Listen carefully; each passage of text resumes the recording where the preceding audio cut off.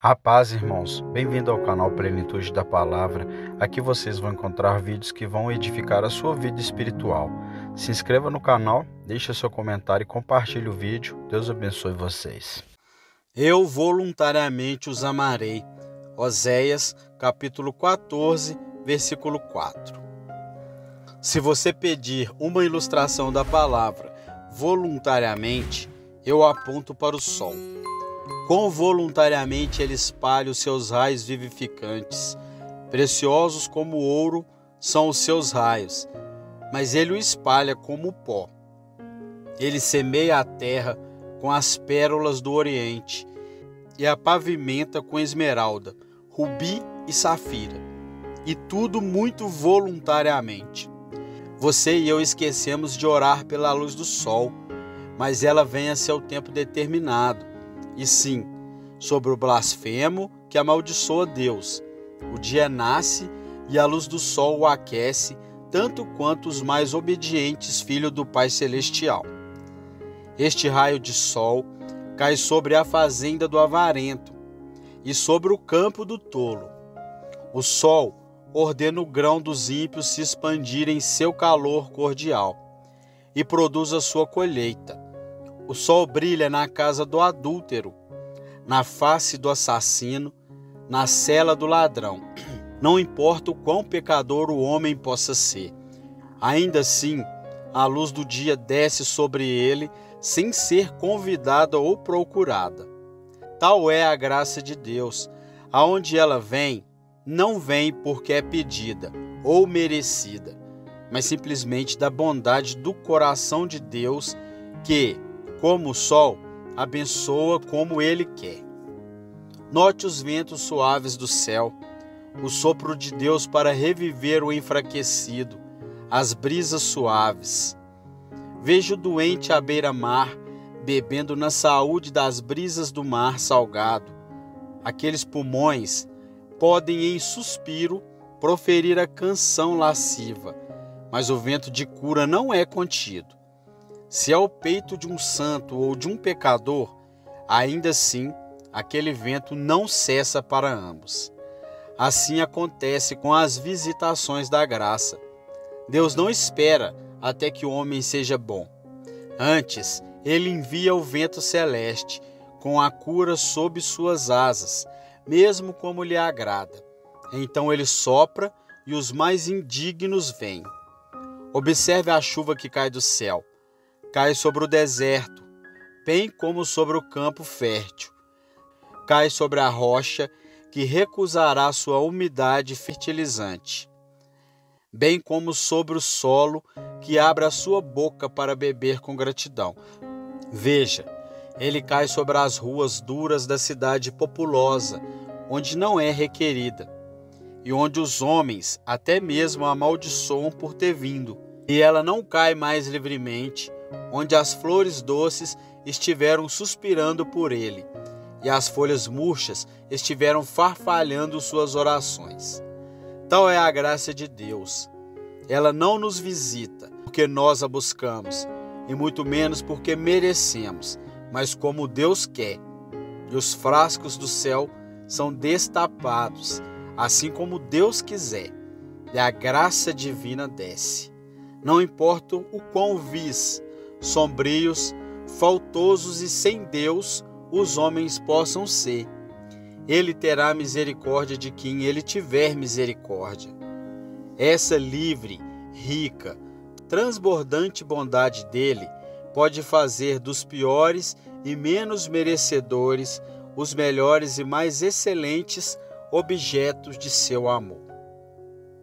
A primeira grande doutrina é essa, que não há nada no homem para atrair o amor de Deus a ele. Temos que estabelecer essa doutrina, e nosso primeiro argumento é encontrado na origem deste amor. O amor de Deus para com o homem existiu antes que houvesse qualquer homem. Ele amava o seu povo escolhido antes de qualquer um deles haver sido criado, antes que houvesse sido formado o mundo sobre o qual o homem habita. Ele havia posto seu coração sobre os seus amados e lhes ordenado para a vida eterna. O amor de Deus, portanto, existe antes de haver qualquer coisa boa no homem. E se você me diz que Deus amou os homens por causa da previsão de alguma coisa boa neles, eu respondo a isso, que a mesma coisa não pode ser ao mesmo tempo causa e efeito. Agora, é absolutamente certo que qualquer virtude que pode haver em qualquer homem é o resultado da graça de Deus. Se ela é o resultado da graça divina, não pode ser a causa da graça divina. É absolutamente impossível que um efeito devesse ter existido antes de uma causa, mas o amor de Deus existia antes da bondade do homem. Portanto, essa bondade não pode ser uma causa. Irmãos e irmãs, a doutrina da antiguidade do amor divino está gravada como uma ponta de diamante sobre a própria fronte da revelação. Quando os filhos ainda não haviam nascido, nem tendo feito bem nem mal, o propósito da eleição ficou firme. Quando ainda éramos como barro na massa da criação, e Deus tinha poder para fazer da mesma massa um vaso para honra e um vaso para desonra. Ele escolheu fazer seu povo vaso para honra. Isso não poderia ter sido por causa de alguma coisa boa neles, pois eles próprios, não seriam, muito menos a sua bondade. As palavras do Salvador: sim, ó Pai, porque assim te aprove. Mateus capítulo 11, versículo 26, revelam não somente a soberania, mas a gratuidade do amor divino. Vocês não sabem, queridos amigos, em segundo lugar, que todo o plano da bondade divina é totalmente oposto ao antigo pacto de obras? Paulo é muito forte neste ponto. Ele expressamente nos diz que, se é de graça, não pode ser pelas obras, e se é pelas obras, não pode ser pela divina graça, não havendo possibilidades dos dois entrelaçarem-se, fundirem-se. Nosso Deus, falando pelo profeta, diz: não conforme a aliança que fiz com seus pais, no dia em que os tomei pela mão para os tirar da terra do Egito, porque eles invalidaram a minha aliança, apesar de eu os haver deposado, diz o Senhor. Jeremias capítulo 31, versículo 32. O pacto da graça está tão distante quanto os polos separam-se do pacto das obras. Agora, o teor do pacto de obras é este: faze isto e viverás. Se, então, nós fazemos o que o pacto da obra exige de nós, nós vivemos, e vivemos como resultado de nosso próprio fazer. Mas o oposto deve ser o caso do pacto da graça. Ele nunca pode ser o resultado de qualquer coisa que façamos para ser salvos sob essa aliança. Ou então, os dois são o mesmo pacto, ou pelo menos semelhantes. Considerando que, em toda a Bíblia, eles são definidos em oposição um contra o outro, como providenciados em princípios opostos e atuando a partir de diferentes fontes. Vocês que pensam que qualquer coisa em vocês pode fazer com que Deus os ame, fique ao pé do Sinai e aprenda que a única coisa que pode levar Deus a aceitar o homem com base na lei é a perfeita obediência. Leia os 10 mandamentos e veja se você pode manter um deles na plenitude do seu espírito. Eu tenho certeza que você vai ser obrigado a clamar. Seu mandamento é extremamente amplo. Grande Deus, eu pequei. E, no entanto, se você ficar na posição do que você é, você deve receber todos os 10. E você deve mantê-los ao longo de uma vida inteira. Nunca falhar em um mínimo ponto. Ou então você certamente deve ser abominado por Deus. O pacto da graça não fala daquele modo de maneira nenhuma. Ele vê o homem como culpado e não tendo nenhum mérito. E ele diz: eu vou, eu vou, eu vou. Ele não diz: se eles forem, mas eu quero, e eles deverão. Vou borrifar água pura sobre eles, e eles serão limpos, e de todas as suas iniquidades os purificarei. Esse pacto não olha para o homem como inocente, mas como culpado. E passando eu junto de ti, vi-te e revolver-te no teu sangue. Ainda que estejas no teu sangue, vive. Ezequiel capítulo 16, versículo 6. O primeiro pacto foi um contrato. Faça isso e eu vou fazer isso. Mas o outro não tem a sombra de alguma barganha nele. Ele é: eu te abençoarei. Eu vou continuar te abençoando. Embora vocês abundem em transgressões, vou continuar a abençoá-los, até eu vos aperfeiçoar, e finalmente trá-los-ei para a minha glória.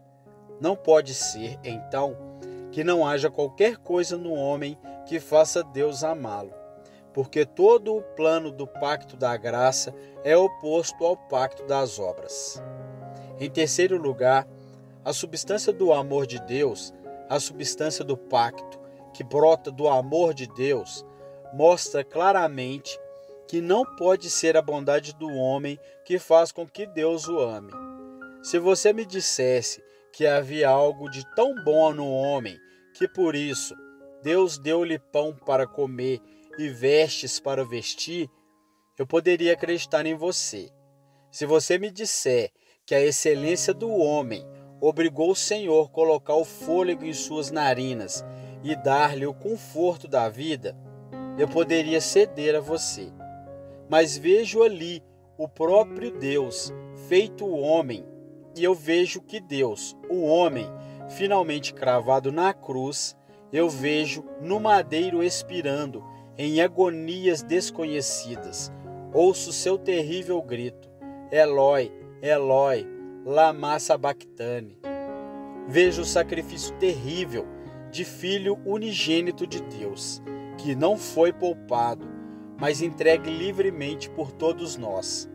E estou certo de que seria nada menos do que blasfêmia se eu admitisse que o homem poderia merecer tal presente como a morte de Cristo.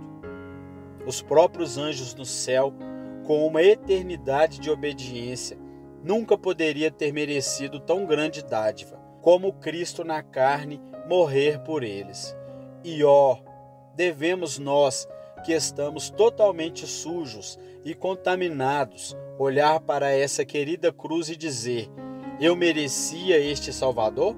Irmãos e irmãs, isso seria o cúmulo da arrogância infernal. Deixe estar longe de nós, deixe-nos, em vez disso, sentirmos que não poderíamos merecer tal amor como este, e que, se Deus nos ama a ponto de dar seu Filho por nós, deve ser por algum motivo oculto em sua própria vontade. Não pode ser por causa de alguma coisa boa em nós. Além disso, se você recordar os objetos do amor de Deus, bem como a substância deles, em breve você vai ver que eles não poderiam ter qualquer coisa neles que compelisse Deus a amá-los. Quem são os objetos do amor de Deus? Eles são fariseus, os homens que jejuam 2 vezes na semana e que pagam o dízimo de tudo que eles possuem? Não. Eles são os moralistas que, no que diz respeito à lei, são irrepreensíveis e andam em todas as observâncias de sua religião sem um deslize? Não. Os publicanos e as meretrizes entrarão no reino dos céus antes deles. Quem são os escolhidos de Deus? Deixa agora toda a tribo do céu falar por si próprio. Eles vão dizer: temos lavado nossas vestes. Eles precisavam, elas eram manchadas, e as branqueamos no sangue do Cordeiro. Apelo a qualquer dos santos na terra, e eles vão te dizer que eles nunca poderiam perceber alguma coisa boa em si mesmos. Eu tenho procurado em meu próprio coração. Eu espero, com certo grau de seriedade e muito longe de encontrar qualquer razão em mim mesmo pela qual Deus deveria amar-me. Eu posso encontrar 1000 razões pelas quais Ele deveria me destruir e lançar-me para sempre de sua presença. Os melhores pensamentos que temos se contaminaram com o pecado. A nossa própria fé é misturada com a incredulidade. A devoção mais nobre que nós já prestamos a Deus é muito inferior às suas doçuras e é marcado com enfermidade e culpa. Lembre-se que muitos daqueles que são os verdadeiros servos de Deus eram os piores servos de Satanás. Será que isso não os surpreende? Que os homens que eram os companheiros da prostituta agora são santos do Altíssimo?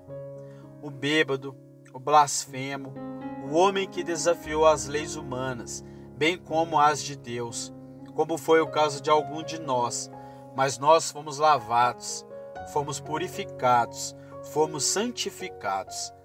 Eu nunca conheci, eu nunca esperaria encontrar-se com qualquer alma salva que jamais iria, por um momento, tolerar o pensamento de que haja bondade em si mesma, a ponto de merecer a estima de Deus.